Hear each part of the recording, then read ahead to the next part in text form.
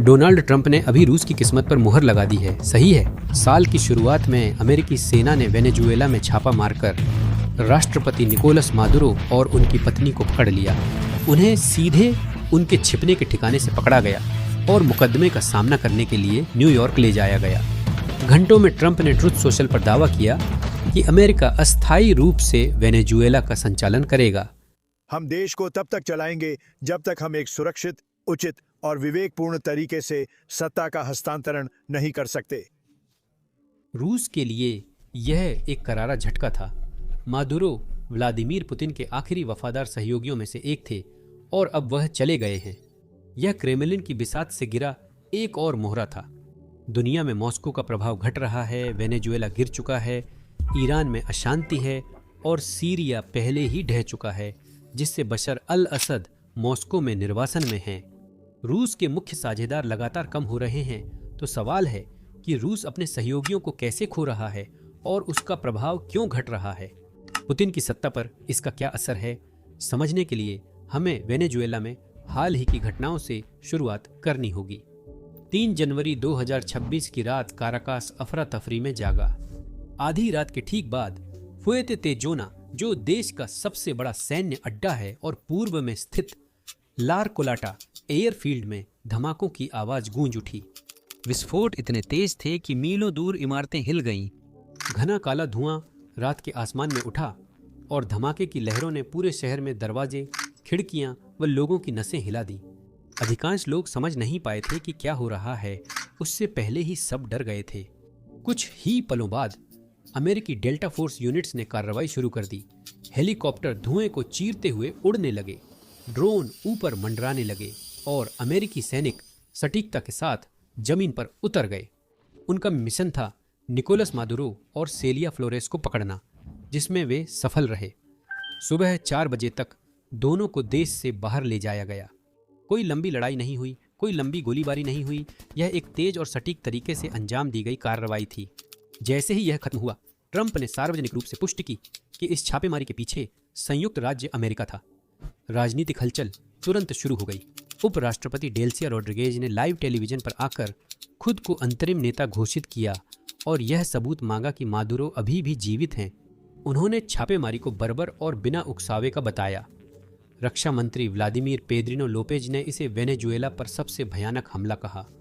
अधिकारियों ने बार बार शांति की अपील की, लेकिन देश ने नहीं सुना और हालात बेकाबू हो गए।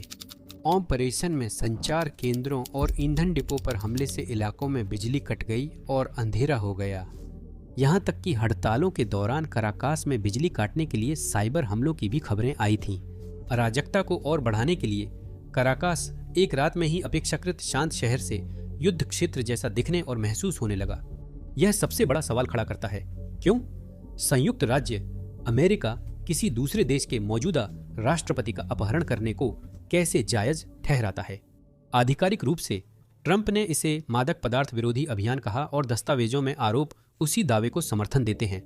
देखिए, कई सालों तक वेनेजुएला कोकीन के उत्तर की ओर जाने वाले ट्रांजिट रूट के रूप में एक बड़ा केंद्र रहा है और अनुमान है कि अपने चरम पर हर साल 200 मीट्रिक टन से ज्यादा कोकीन इस देश से होकर गुजरती थी। वॉशिंगटन ने उस तस्करी को सीधे अमेरिका में ओवरडोज संकट से जोड़ा और मादुरो के करीबी लोगों को नार्को आतंकवादी करार दिया। इस बात को और मजबूत करने के लिए संयुक्त राज्य अमेरिका ने मादुरो के सिर पर इनाम भी रखा। यह इनाम 15 मिलियन से शुरू होकर 2025 में 50 मिलियन हुआ, जो अब तक के सबसे बड़े इनामों में था। संदेश साफ था, मादुरो के प्रति वफादारी में सिर्फ बातें नहीं बल्कि सैन्य दबाव भी था, जिससे बड़ा जोखिम था। पिछले साल नवंबर में USS Gerald R Ford carrier strike group Caribbean में विध्वंसक जहाज़ों और निगरानी विमानों के साथ पहुंचा। ट्रंप ने चेतावनियों को गंभीर बताया। छापेमारी ने उन संकेतों को कार्रवाई में बदल दिया जब ट्रंप कैमरों के सामने आए। इसके बाद उन्होंने सिर्फ मादुरो की गिरफ्तारी की घोषणा ही नहीं की। उन्होंने इस ऑपरेशन को वेनेजुएला के लिए एक निर्णायक मोड़ के रूप में पेश किया। उन्होंने कहा कि संयुक्त राज्य अमेरिका अस्थायी रूप से देश की देखरेख करेगा ताकि उसे स्थिर किया जा सके और एक संक्रमणकालीन मार्गदर्शन दिया जा सके। उन्होंने कहा कि मादुरो पर न्यूयॉर्क में नार्को आतंकवाद के आरोपों में मुकदमा चलेगा और मिशन को जीत बताया। लेकिन यह सिर्फ एक व्यक्ति की बात नहीं थी। ट्रंप के अनुसार यह वेनेजुएला के भविष्य और उसकी वैश्विक स्थिति बदलने की बात थी। तभी उन्होंने तेल की ओर रुख किया। यहीं से चीजें दिलचस्प होती हैं, क्योंकि अगर आप सुर्खियों से आगे देखें तो तस्वीर बदल जाती है। ट्रंप ने छापेमारी को मादक पदार्थ विरोधी अभियान बताया और ऊपर से देखने पर यह साफ और सीधा लगता है, लेकिन बहुत कम लोग जो ध्यान दे रहे थे मानते थे कि यह सफाई अपने आप में काफी है। यह ज्यादा एक डिब्बे पर लगे लेबल जैसा लगता था, न कि उसके अंदर की पूरी कहानी। असल मिशन इससे कहीं बड़ा था और वह पूरे समय वेनेजुएला के ठीक नीचे मौजूद था। बात सिर्फ तेल की नहीं थी, बल्कि इतनी बड़ी मात्रा में तेल की थी जिस पर यकीन करना मुश्किल है। वेनेजुएला के पास 300 अरब बैरल से अधिक तेल भंडार हैं, जो दुनिया में सबसे ज्यादा हैं। यह आंकड़ा हैरान करता है। तेल का प्रकार भी उसकी मात्रा जितना जरूरी है। यह भारी क्रूड ऑयल है, जिसे अमेरिकी गल्फ कोस्ट की रिफाइनरियों ने दशकों पहले प्रोसेस के लिए चुना था। उन रिफाइनरियों को वेनेजुएला के तेल के लिए ही डिजाइन किया गया था, जब इसे उत्तर भेजना आसान था। यह कोई नया आविष्कार नहीं था, यह सिस्टम पहले से था, बस इस्तेमाल नहीं हुआ। कनेक्शन देखने पर इसकी विशालता समझ आती है।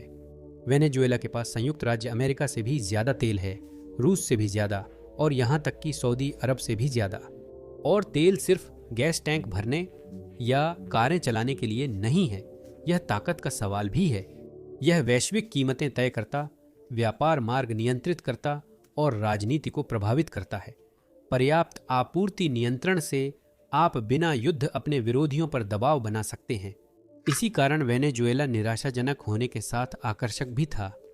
समस्या जमीन के नीचे नहीं, बल्कि ऊपर हो रही चीजों में थी। सालों की भ्रष्टाचार ने पूरे सिस्टम को खोखला कर दिया। उपकरण टूट गए और वैसे ही टूटे पड़े रहे। रिफाइनरियां महीनों तक बंद पड़ी रहीं।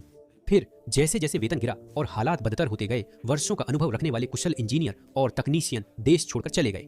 विदेशी निवेशकों ने भी अपने कदम पीछे खींच लिए, क्योंकि अनुबंधों की कोई अहमियत नहीं रह गई थी। मादुरो के शासन में अदालतों से सुरक्षा नहीं थी और सौदे रातों रात बदल सकते थे।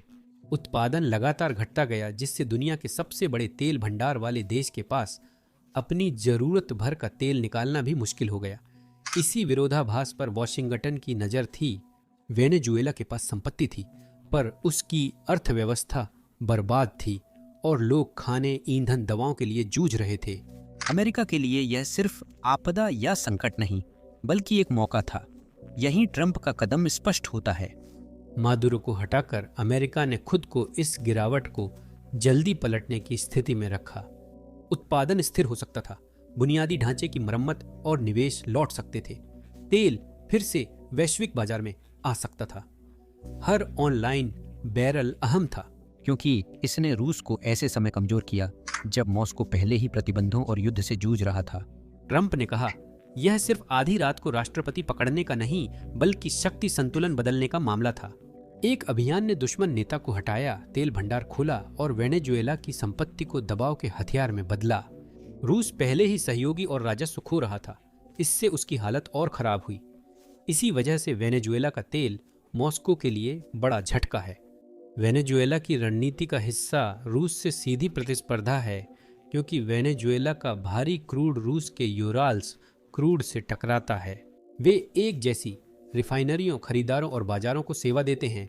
जितना अधिक वेनेजुएला का तेल आता है, रूस उतना कम बेच सकता है। यह प्रतिस्पर्धा दिखने से ज्यादा अहम है। विश्लेषकों के अनुसार वेनेजुएला का उत्पादन बढ़ने से वैश्विक कीमतें 10-20 डॉलर तक घट सकती हैं। यह रूस के लिए नुकसानदायक होगा। यह विनाशकारी है। ऊर्जा क्रेमलिन के बजट का लगभग 1/3 हिस्सा बनाती है। यह राजस्व घरेलू खर्च और सैन्य अभियानों जैसे यूक्रेन युद्ध के लिए फंडिंग करता है। लंबे समय तक कीमतों में गिरावट से एक ही साल में अरबों डॉलर का नुकसान होता है, जबकि रूस पहले से ही दबाव में है। उसका शैडो फ्लीट बिखर रहा है और वह अपने पास मौजूद तेल को कुशलता से नहीं भेज पा रहा है। साथ ही प्रतिबंधों ने शिपिंग और बीमा को और महंगा और जोखिम भरा बना दिया है। इच्छुक खरीदारों की संख्या कम हो गई है और जो बचे हैं वे और भी ज्यादा छूट की मांग कर रहे हैं। अगर वेनेजुएला फिर से बाजार में स्थिर हो जाता है तो दबाव और भी बढ़ जाएगा। यह रूस के लिए कोई ऐसा झटका नहीं है जिसे वह आसानी से झेल सके, और पुतिन समझते हैं कि दांव पर क्या लगा है। मादुरो को खोना सिर्फ एक सहयोगी को खोना नहीं है, बल्कि यह उसकी वित्तीय जीवन रेखा के लिए भी खतरा है। अपने सिस्टम को सहारा देने के लिए यह पूर्व सहयोगी को एक आर्थिक हथियार में बदल देता है जो अब क्रेमलिन के खिलाफ हो गया है। फिर भी रूस की प्रतिक्रिया हैरान करने वाली रूप से कमजोर थी। अधिकारियों ने गुस्से में बयान दिए, पर न विमान, न जहाज, न बचाव भेजा गया। मादुरो ले जाया गया और मॉस्को देखता रहा। रूस के अन्य साझेदारों के लिए संदेश साफ था। रूसी समर्थन की भी सीमाएं हैं, खासकर इतने बड़े विदेशी हमले के मामले में। प्रतिक्रिया रुकी नहीं, रूस कहीं नहीं था। तुरंत ही लैटिन अमेरिका व अन्य जगहों के नेताओं ने तीखे लहजे में बोलना शुरू किया। ब्राजील ने इस हमले को गंभीर अपमान बताते हुए कहा कि यह कभी पार न की जाने वाली सीमा लांघ गया। मेक्सिको ने इससे भी आगे बढ़कर हमलों को पूरी तरह खारिज कर दिया और क्षेत्र के बाहर से बल प्रयोग की बजाय कूटनीति की वापसी की मांग की। प्रतिक्रियाएं लगातार आती रहीं। ईरान ने इस कार्रवाई को एक साथी देश पर खुला हमला बताया। चीन ने कहा कि वह इससे गहराई से हैरान है और उसने स्पष्ट किया कि वह किसी संप्रभु देश के खिलाफ बल प्रयोग का कड़ा विरोध करता है। इस पल को खास बनाने वाली बात थी कि आलोचना में कौन शामिल था। जो देश मादुरो को लेकर असहज थे, जैसे कोलंबिया और चिली, उन्होंने भी चिंता जताई, विदेशी हस्तक्षेप के खिलाफ चेतावनी दी और बहुपक्षीय समाधान की मांग की। रूस ने तुरंत संयुक्त राष्ट्र सुरक्षा परिषद की आपात बैठक बुलाने और अमेरिकी आक्रामकता की निंदा की, लेकिन मॉस्को का खुद का रिकॉर्ड देखते हुए ये बातें खोखली लग रही थीं। इन सभी प्रतिक्रियाओं को मिलाकर देखें तो एक स्पष्ट विभाजन रेखा सामने आती है। इस कार्रवाई ने पुराने गठबंधनों को हिला दिया, असहज फैसलों के लिए मजबूर किया और यह दिखा दिया कि जब अमेरिकी ताकत निर्णायक रूप से आगे बढ़ती है तो मॉस्को के साझेदारों का समर्थन वास्तव में कितना सीमित है। यह सब वाकई में दुखद है। अगर आप इसे एक खास नजरिए से देखें, मादुरो ने पुतिन पर भरोसा किया था, उसने मॉस्को के समर्थन पर निर्भर किया था। जब वक्त आया तो इनमें से कुछ भी मायने नहीं रखता था। हालांकि यह कार्रवाई कठोर थी। वेनेजुएला का पतन इस छापेमारी से शुरू नहीं हुआ, बल्कि यह एक दशक से ज्यादा समय से चल रहा था। देश में आर्थिक स्थिति बिगड़ रही थी और संकट बढ़ रहा था। तेल उत्पादन 25 लाख बैरल प्रतिदिन से घटकर 8 लाख से भी कम हो गया था। पिछले साल तक महंगाई 180% तक पहुंच गई थी और 2023 तक देश की आधी से ज्यादा आबादी अत्यधिक गरीबी में जी रही थी। पूरे देश में दुकानों की अलमारियां खाली थीं, बेरोजगारी बढ़ी थी और काला बाजार ही अर्थव्यवस्था था। 2014 से अब तक 70 लाख से ज्यादा वेनेजुएला वासी खाने, स्थिरता और जीवन की तलाश में देश छोड़ चुके हैं। अमेरिका की पाबंदियों ने हालात और खराब किए, खासकर मादुरो के धांधली चुनावों के बाद। तेल बिक्री रोकी गई, संपत्तियां जब्त हुईं। 2025 में जीडीपी 4% और घटी, जिससे वेनेजुएला वैश्विक अर्थव्यवस्था का सिर्फ 0.1% रह गया। रूस ने खुद को मादुरो का संरक्षक बताया और देश में $17 अरब से ज्यादा के कर्ज लगा दिए। हथियार देना, विरोध दबाने को वैगनर सैनिक भेजना और संयुक्त राष्ट्र में सुरक्षा देना। लेकिन अंत तक उस समर्थन का ज्यादातर हिस्सा केवल प्रतीकात्मक रह गया था। यूक्रेन में युद्ध के कारण मॉस्को की ताकत बंट गई थी और वह पूरी तरह से समर्थन नहीं कर सका। मादुरो ने तो निजी तौर पर और मिसाइलें और रडार सिस्टम तक की भीख मांगी, लेकिन पुतिन ने सिर्फ शब्दों का ही सहारा दिया। इससे साफ पता चलता है कि वेनेजुएला रूस के लिए कभी प्राथमिकता नहीं था। यह एक निवेश था जिससे मॉस्को को उम्मीद थी कि एक दिन उसे फायदा मिलेगा, लेकिन अब वह निवेश धुएं में उड़ गया है। जब हम साम्राज्यों के बिखरने और सहयोगियों के अचानक गायब होने की बात करें तो ऐसा हमारे साथ न हो। अगर आप सब्सक्राइब नहीं करते तो एक दिन सोचेंगे उस चैनल का क्या हुआ जिसने बताया था कि मादुरो को डेल्टा फोर्स ने कैसे पकड़ा। आपकी सिफारिशों से वो चैनल भी गायब हो सकता है। जैसे रूस के सहयोगी, खुद को बचाएं, सब्सक्राइब करें, बेल आइकन दबाएं और हमारे साथ जुड़े रहें ताकि हम अगला अध्याय समझा सकें। मुझ पर भरोसा करें, जब डोमिनोज गिरेंगे तो आप यहीं रहना चाहेंगे। दिलचस्प बात यह है कि वेनेजुएला की किस्मत तय होते ही रूस का एक और सहयोगी ईरान भी डगमगाने लगा है।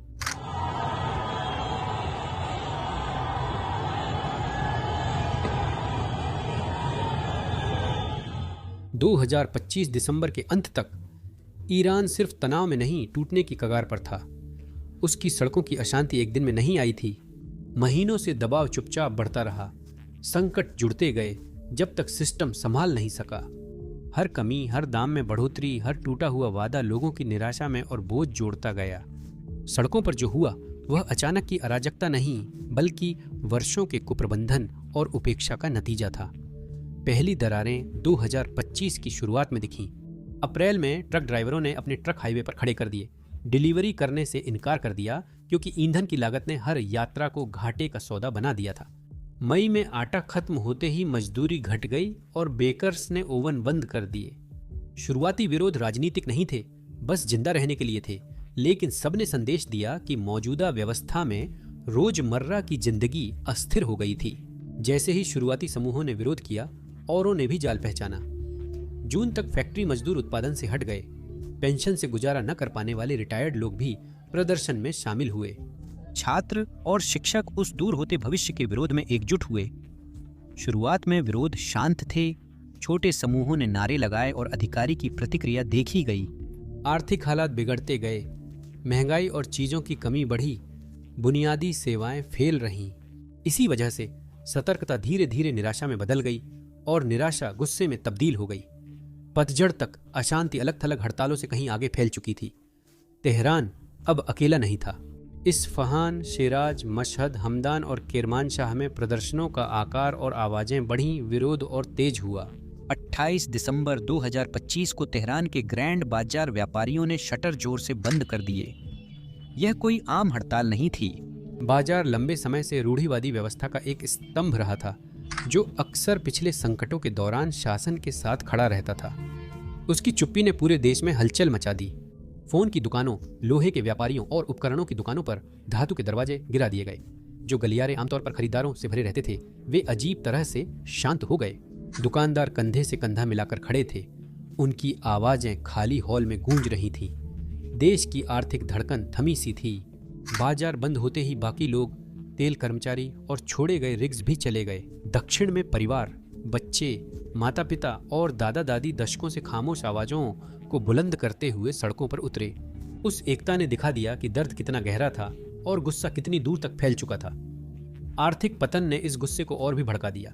रियाल लगभग 1.4 करोड़ प्रति डॉलर तक गिर गया, जो ईरान के इतिहास का सबसे निचला स्तर था, जिससे 29 दिसंबर को रोटी, दवा और ईंधन आम लोगों की पहुंच से बाहर हो गए। इसके बाद केंद्रीय बैंक के गवर्नर ने जनता के सामने इस्तीफा दिया, जिससे स्पष्ट हुआ कि व्यवस्था अब भाषणों और आश्वासनों से नहीं संभल सकती थी। गवर्नर का इस्तीफा स्वागत योग्य नहीं था, बल्कि इसे उन्हीं की बनाई गड़बड़ी से भागना माना गया। राष्ट्रपति मसूद पेजेस्कियन ने अशांति को शांत करने की कोशिश की, प्रदर्शनकारियों की शिकायतों को स्वीकार किया और संवाद की अपील की, लेकिन वर्षों के टूटे हुए वादों के बाद उनकी बातें खोखली लग रही थीं। लोग देख सकते थे कि पैसा कहां जा रहा था। रक्षा खर्च 35% बढ़कर 23 अरब हुआ, जो मिसाइलों और विदेशी प्रतिनिधियों पर था, जबकि अस्पताल और स्कूल जर्जर थे और सड़कें खराब थीं। विदेशों में खर्च हर डॉलर उन परिवारों का अपमान था जो पानी बचा रहे थे और जिंदा रहने के लिए संघर्ष कर रहे थे। संकट केवल पैसों का नहीं था।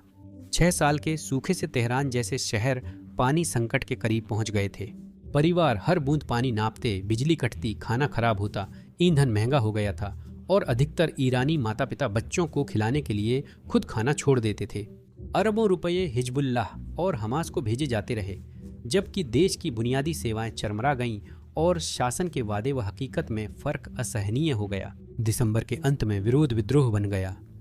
भीड़ सड़कों पर उतरकर तेहरान से इस्फहान तक तानाशाह को मौत दो के नारे लगाने लगी। बैरिकेड से धुआं उठ रहा था, सायरन गूंज रहे थे। उसी अफरा तफरी में हजारों लोग एक मकसद से आगे बढ़े। वेतन और रोटी के लिए शुरू हुआ आंदोलन अब पूरे देश में ईरान प्रथम भविष्य की मांग बन गया था। प्रदर्शनकारियों के नारे हर जगह उनके दर्द दिखाते हैं। भीड़ बार बार चिल्लाती है, ना गाजा ना लेबनान, मेरी जान सिर्फ ईरान के लिए। यह केवल नारा नहीं, बल्कि वर्षों की हताशा की अभिव्यक्ति है। लोग नाराज हैं कि अरबों रुपए विदेशी प्रतिनिधियों, विदेशों में गतिविधियों और रूस को यूक्रेन युद्ध में भेजे गए हजारों ड्रोन पर खर्च हुए हैं। घर में परिवार परेशान होता है जब वे देखते हैं पैसा कहां जा रहा है, तो यह धोखा लगता है। ऐसे समय में मॉस्को जैसे सहयोगियों का समर्थन लौटता है, जिससे गुस्सा बढ़ता है और यह व्यवस्था खतरे में पड़ जाती है। भीड़ रोकने को सुरक्षा बलों ने आंसू गैस और गोलियां चलाईं। 31 दिसंबर तक कम से कम 7 लोगों की मौत हुई थी, जिनमें 3 अजना और लुरिस्तान प्रांत में थे। अब मृतकों की संख्या लगभग 16 हो गई है और दर्जनों घायल हैं। मानवाधिकार समूहों ने 100 से अधिक गिरफ्तारियां रिपोर्ट कीं। कुर्द क्षेत्रों ने भी अशांति में भाग लिया और बाजार, तेल सुविधाएं बंद कीं। यह आंदोलन अब पूरे देश में फैल चुका था और साफ तौर पर नजर आ रहा था, जबकि दुनिया देख रही थी कि ईरान कैसे और गहरे संकट में डूबता जा रहा है। एक साझेदार सबसे अलग इसलिए है क्योंकि वह रूस है, जो कहने के बजाय चुप रहा, और उसकी चुप्पी ही सब बयान कर देती है। मामला यह है कि यह संकट न तो भीड़ के शोर से शुरू हुआ था और न ही जलती हुई सड़कों से। जब तक लोग चौराहों पर इकट्ठा हुए तब तक ईरान पहले ही परेशान हो चुका था। कुछ महीने पहले सिस्टम को कई झटके लगे, जिससे उसकी कमजोरियां उजागर हो गईं।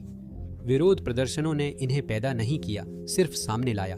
जब लोग आखिरकार सड़कों पर उतर आए तो वे उस जमीन पर कदम रख रहे थे जो पहले ही दरकना शुरू हो चुकी थी।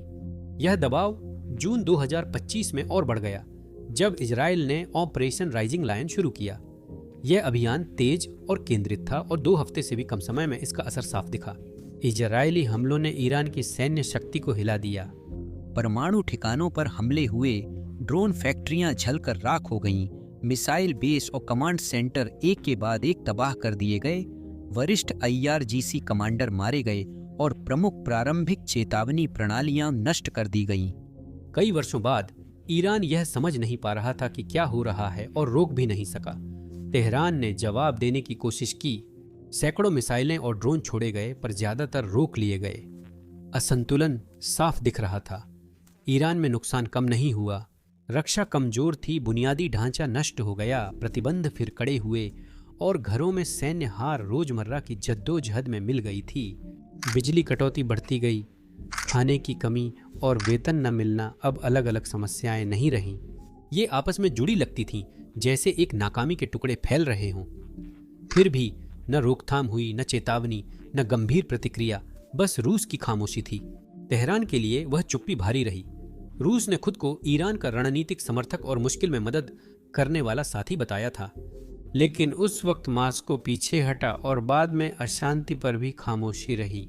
ईरान के तेहरान, इस्फहान और शिराज में विरोध हुए, लेकिन रूसी सरकारी मीडिया ने उन्हें लगभग नजरअंदाज किया। मजबूत समर्थन नहीं था, तेहरान की स्थिति का स्पष्ट बचाव नहीं था, बस सावधानीपूर्वक दूरी और बचाव था। यह कोई गलती या एक बार की चूक नहीं थी, यह एक जाना पहचाना पैटर्न है। रूस की आदत रही है कि वह ऐसे साझेदारी बनाता है जो शुरू में मजबूत दिखती हैं, लेकिन जब कीमत ज्यादा हो जाती है तो वह पीछे हट जाता है। यूक्रेन ने यह सबक तब सीखा जब उसने अपने परमाणु हथियार छोड़ दिए थे। आर्मेनिया ने यह सबक नागोर्नो कराबाख युद्ध और सीरिया में सीखा। असद के गिरते ही मॉस्को ने अपने ठिकानों की सुरक्षा कर नए नेताओं से बातचीत शुरू की और पुराने शासन को तुरंत छोड़ दिया। अब ईरान की बारी है यह सबक कठिन तरीके से सीखने की। वर्षों से तेहरान ने रूस को समर्थन दिया है। हजारों शाही ड्रोन यूक्रेन युद्ध में भेजे गए, जिससे ईरान के संसाधन उसकी जरूरतों से हटाकर अन्यत्र लग गए। यहां तक कि जब प्रतिबंधों का खतरा और बढ़ गया, तब भी पहले से ही कमजोर अर्थव्यवस्था को झटका लगा। तो जब इजरायली हमले हुए और देश में विरोध प्रदर्शन भड़के, तो ईरान ने बदले में कुछ उम्मीद की थी। जो उसे मिला वह चुप्पी थी। अब यह असंतुलन नजरअंदाज करना नामुमकिन हो गया है। ईरान ने रूस के युद्ध में अरबों डॉलर झोंक दिए हैं।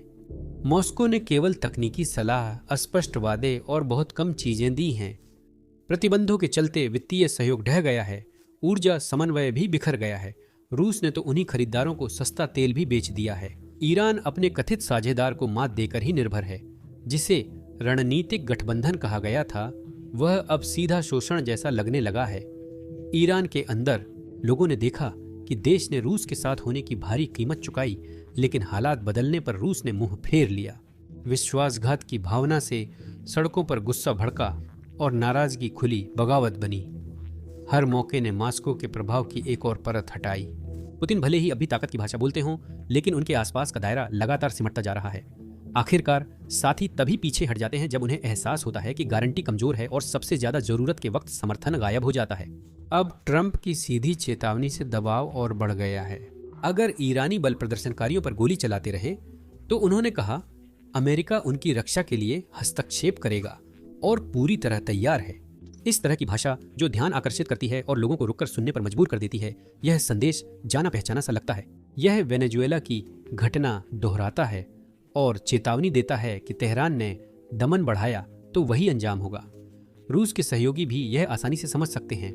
मॉस्को के वादे उन्हें अमेरिका की कार्रवाई से नहीं बचा सकते।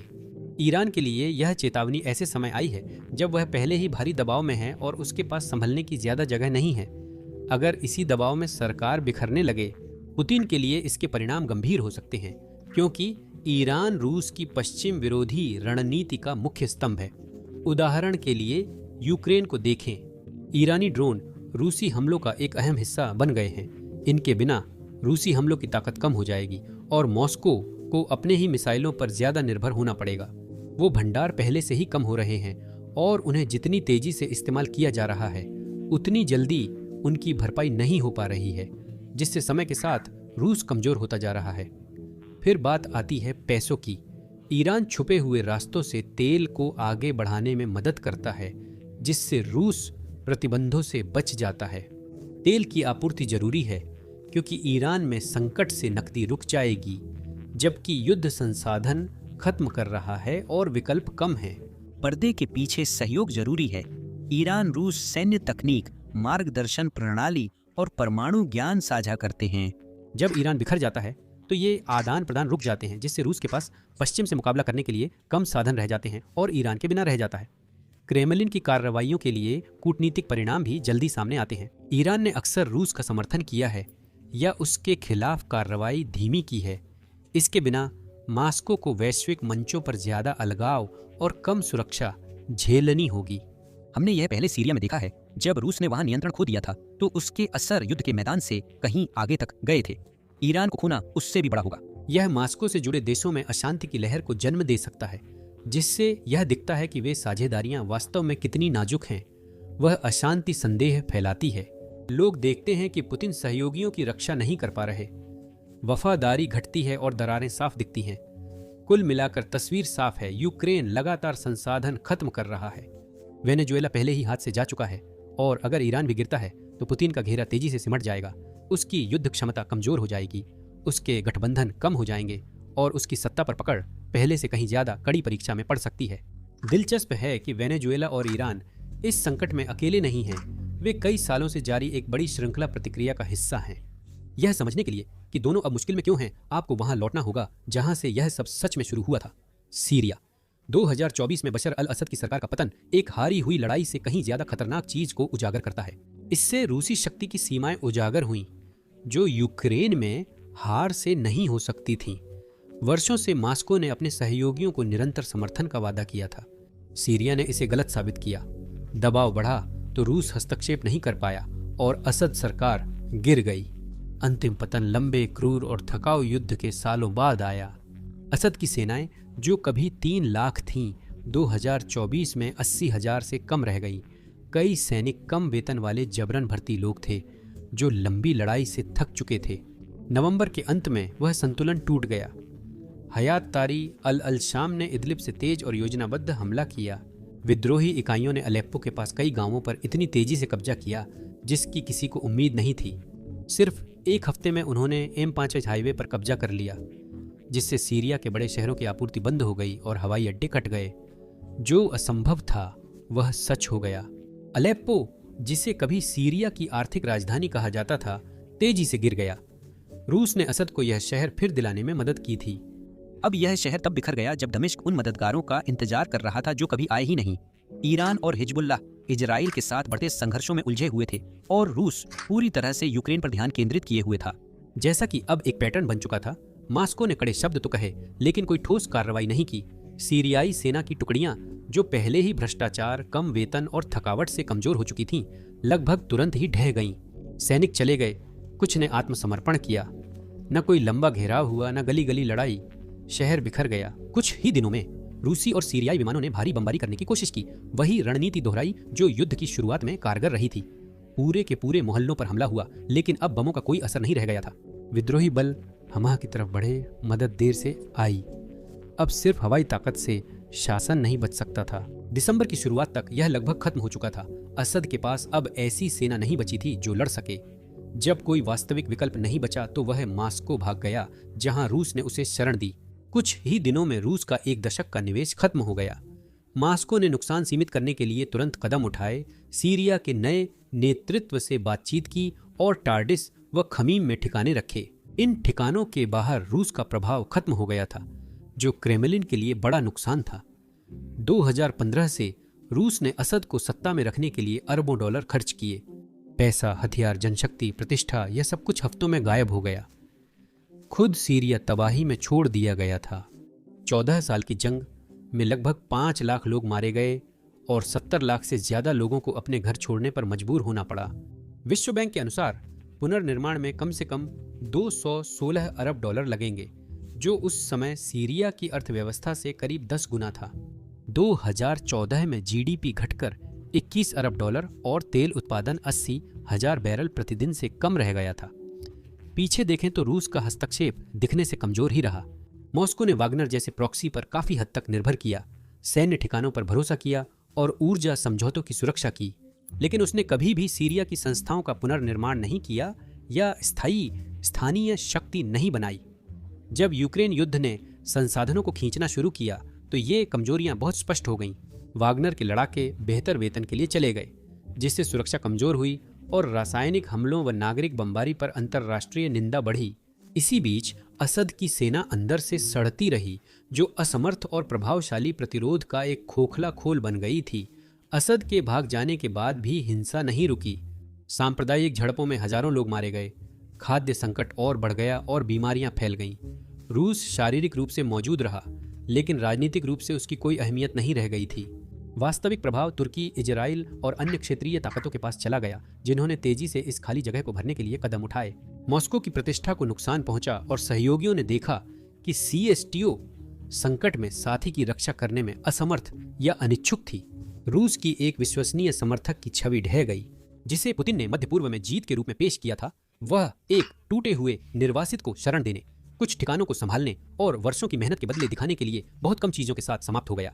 तो आप देख सकते हैं, सीरिया पहला डोमिनो था जो गिरा, और उसके गिरते ही रूसी ताकत का भ्रम भी टूट गया। इसके बाद वेनेजुएला, ईरान या अफ्रीका में जो भी हुआ वह उसी पहली गिरावट का नतीजा था। यह दिखाता है कि कुछ वर्षों में रूसी प्रभाव और वैश्विक शक्ति कितनी बिखर गई है। रूस का प्रभाव घट रहा है जबकि अमेरिका का बढ़ रहा है, और इसके कारण सिर्फ आंकड़ों से कहीं ज्यादा हैं। यूक्रेन युद्ध ने मॉस्को की अर्थव्यवस्था कमजोर कर दी, उसे कूटनीतिक रूप से अलग थलग किया और उसकी सैन्य सीमाएं उजागर कर दी। शक्ति प्रदर्शन की जगह यह एक महंगा दलदल बन गया। दसियों हजार रूसी सैनिक मारे गए, अरबों की संपत्ति गायब हुई और सहयोगियों को मॉस्को के कमजोर वादों का एहसास हुआ। जो देश कभी सुरक्षा या सस्ती ऊर्जा के लिए रूस पर निर्भर थे, वे अब यह सवाल कर रहे हैं कि उसके वादों की कोई कीमत भी है या नहीं। इस बीच संयुक्त राज्य अमेरिका फल फूल रहा है, चुपचाप लेकिन लगातार अपनी ताकत का प्रदर्शन कर रहा है। पिछले साल अमेरिका की जीडीपी करीब 27 ट्रिलियन रही, जो रूस की 18 ट्रिलियन से कहीं ज्यादा है। यही आर्थिक ताकत प्रभाव में बदलती है। सिर्फ सैन्य खर्च हर साल 800 अरब से ज्यादा है, और 2024 में वॉशिंगटन ने अगले 9 देशों से 997 अरब अधिक खर्च किए। अमेरिका के करीब 800 सैन्य ठिकाने हैं, जिससे वह दुनिया भर में मौजूद है। यह स्टेल्थ जेट्स, मिसाइल, साइबर युद्ध और अंतरिक्ष तकनीक में अग्रणी है। नाटो जैसे गठबंधन शक्ति बढ़ाते हैं, संसाधन जुटाते हैं और अमेरिकी प्रभाव को सामूहिक ताकत से मजबूत करते हैं। जब मादुरो की गिरफ्तारी के बाद वेनेजुएला लगभग रातों रात बदल गया, तो यह इस बात की कड़ी याद दिलाने वाली घटना थी कि अमेरिकी दबदबा कितनी जल्दी घटनाओं को नया रूप दे सकता है। वॉशिंगटन का वैश्विक प्रभाव बढ़ रहा है, जबकि मॉस्को अपनी स्थिति बचाने की कोशिश कर रहा है। प्रतिबंधों से रूस की अर्थव्यवस्था सिकुड़ी है, मुद्रा कमजोर हुई है और कुशल कामगार विदेश जा रहे हैं। क्रेमलिन युद्ध मशीन को फंड करने के लिए संघर्ष कर रहा है, जबकि संयुक्त राज्य अमेरिका दुनिया भर से प्रतिभा, निवेश और नवाचार आकर्षित करता है। यह अंतर बढ़ता जा रहा है, और यह सिर्फ पैसे की बात नहीं है, यह विश्वसनीयता की भी बात है। अमेरिका व्यापार और कूटनीति में फैसले करता है, जबकि पुतिन सहयोगियों को बनाए रखने के लिए जूझ रहे हैं, जिनका विश्वास अब नहीं रहा। यूक्रेन युद्ध ने इस खाई को उजागर कर दिया है। प्रतिबंधों ने रूस को वैश्विक बाजारों से काट दिया है, ऊर्जा से होने वाली आय को कम कर दिया है और उसे नाजुक तस्करी नेटवर्क पर निर्भर होने के लिए मजबूर कर दिया है। वैगनर की माली से वापसी, ईरान में अशांति पर रूस की चुप्पी और मादुरो की रक्षा में असफलता एक पैटर्न दिखाते हैं। मॉस्को बातें ज्यादा, काम कम करता है। उसके सहयोगी इन बढ़ती दरारों को देख रहे हैं। दूसरी ओर अमेरिका चुपचाप लगातार अपना विस्तार कर रहा है और ताकत, संपत्ति, गठबंधनों व सैन्य पहुंच से दिखाता है। वह वैश्विक व्यापार, प्रतिभा और निवेश को आकर्षित कर कूटनीतिक एजेंडा तय करता है। उसका हर कदम उसकी स्थिति मजबूत करता है, जबकि रूस अपने साझेदार, विश्वसनीयता और प्रभाव खो रहा है। एक एक करके देश यह पुनर्मूल्यांकन कर रहे हैं कि मास्को वास्तव में क्या दे सकता है। आखिरकार कराकास से तेहरान तक और दमिश्क तक संकेत साफ हैं। 2026 एक निर्णायक मोड़ हो सकता है। ये घटनाएं असफल वादों, छोड़े सहयोगियों और घटती शक्ति की एक श्रृंखला हैं। पुतिन की ताकत उतनी मजबूत नहीं थी जितनी लगती थी। अब डोमिनोज यह साबित कर रहे हैं। सच्चाई यह है कि रूस का साम्राज्य सिर्फ संघर्ष नहीं कर रहा है, बल्कि बिखर रहा है। और जिस तरह से यह अपने दोस्तों को खो रहा है, जल्द ही इसे वापस लाना शायद मुमकिन न हो।